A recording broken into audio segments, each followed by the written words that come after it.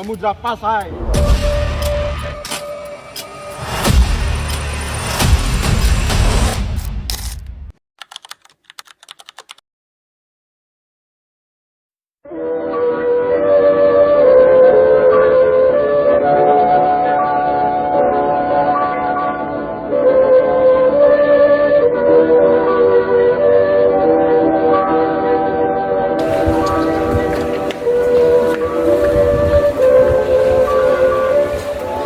Udah mendekat kalian.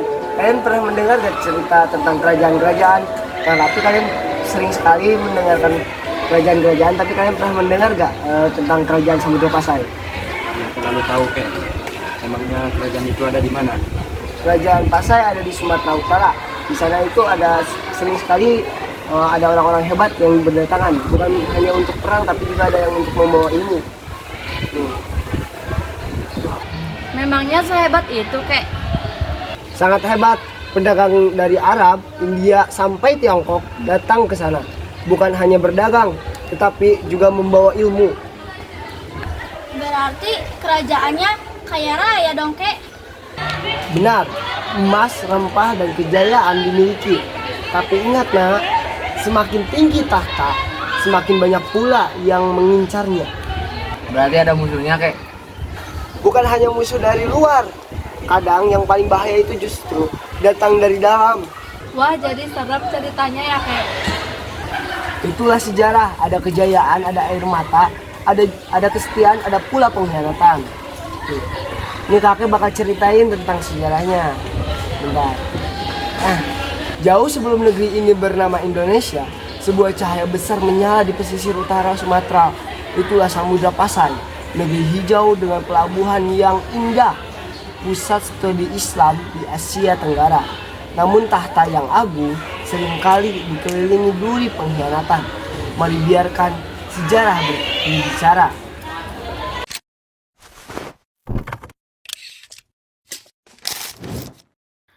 Pada abad ke-13, di pesisir utara Pulau Sumatera, berdiri sebuah kerajaan Islam yang kelak menjadi pusat peradaban dan perdagangan di Nusantara, yaitu Samudra Pasai. Kerajaan ini dikenal sebagai pelabuhan internasional. Kapal-kapal dari Arab, India, dan Tiongkok berlabuh membawa rempah, emas, dan ilmu pengetahuan. Islam berkembang pesat menjadi dasar kehidupan masyarakat. Namun, kejayaan itu tidak datang tanpa ancaman. Dari dalam muncul ambisi dan perebutan kekuasaan. Dari luar, bangsa asing mulai mengincar kekayaan yang dimiliki. Dan disinilah kisah ini dimulai. Kisah tentang kekuasaan, pengkhianatan, dan sebuah kesetiaan.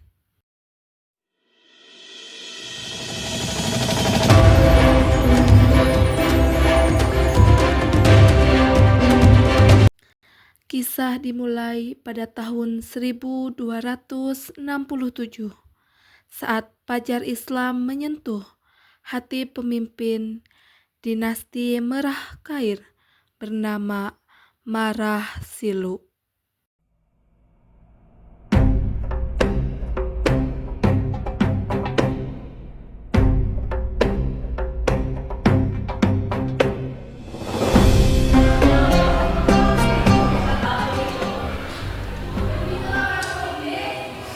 Ada gerangan apa Syekh datang ke kerajaan kami?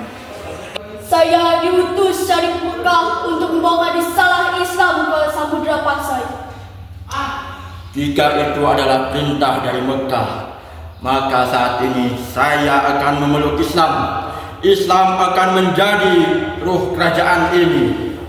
Alhamdulillah, mulai hari ini engkau bergelar sebagai Sultan Malik Al-Saleh.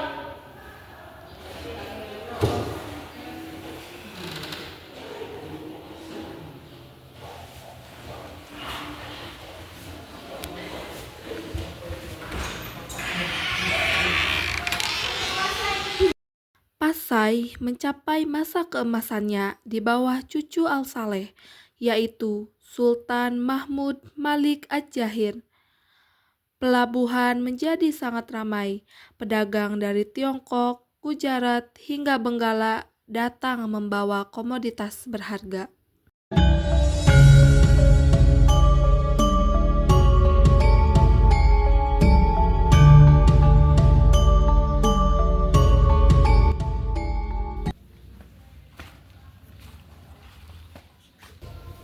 Di atas pelabuhan ini kapal-kapal Tiongkok membawa sutra, Gujarat membawa kain indah, Benggala membawa rempah. Pastikan mereka membayar dengan mata uang emas kita.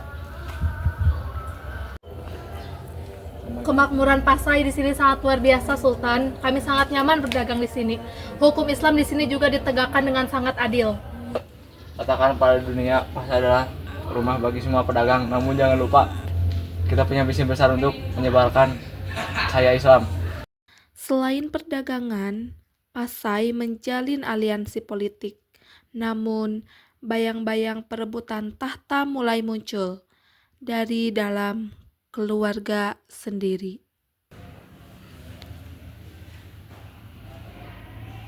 Kami Semara, kau kini keluarga Pasai. Jaga jalur Saat Malaka agar rakyat kita hidup tentram selamanya.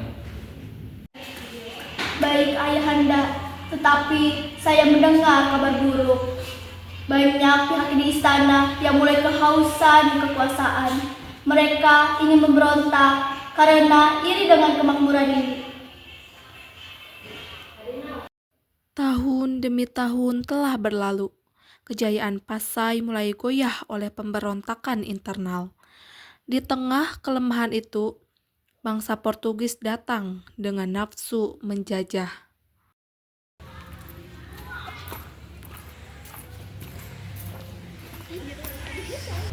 Sultan Zainal, hentikan hubungan dagangan dengan Selat Malaka. Monopoli dan kapal baru harus jatuh di tangan Portugis. Samudra Pasai tidak tunduk pada bangsa asing. Kami bebas berniaga dengan siapa saja. Jangan sombong kau Sultan, kerajaanmu sedang diguncang pemberontakan dari dalam. Sebentar lagi kalian akan runtuh. Nyahlah kau, Panglima. Kumpulkan pasukan. Kita akan menyerang para pengkhianat dan penjajah itu. Tahun 1521, Portugis melihat celah dari perang saudara yang terjadi di Pasai. Jenderal mereka memerintahkan serangan total. Mereka terlalu sibuk bertengkar memperebutkan tahta. Itulah saat kita masuk. Serang pelabuhan itu. Tundukkan Samudra Pasai. Pertahankan gerbang, jangan biarkan Portugis menginjakkan kaki tanah ini. Serang!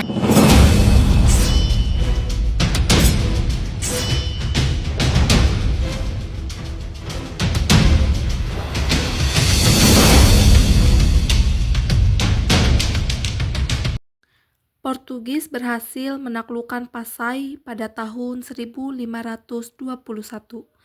Sejarah panjang kerajaan ini berakhir saat wilayahnya diserap oleh Kesultanan Aceh pada tahun 1524.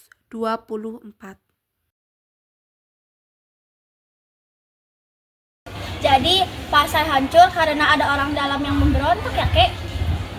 Benar, tahta bisa runtuh karena perebutan kekuasaan dan pengkhianatan. Tapi ingatlah, jasa Pasai menyebarkan Islam ke seluruh Nusantara tidak akan pernah hilang. Ruh Samudra Pasai terus hidup dalam Kesultanan Aceh hingga hari ini.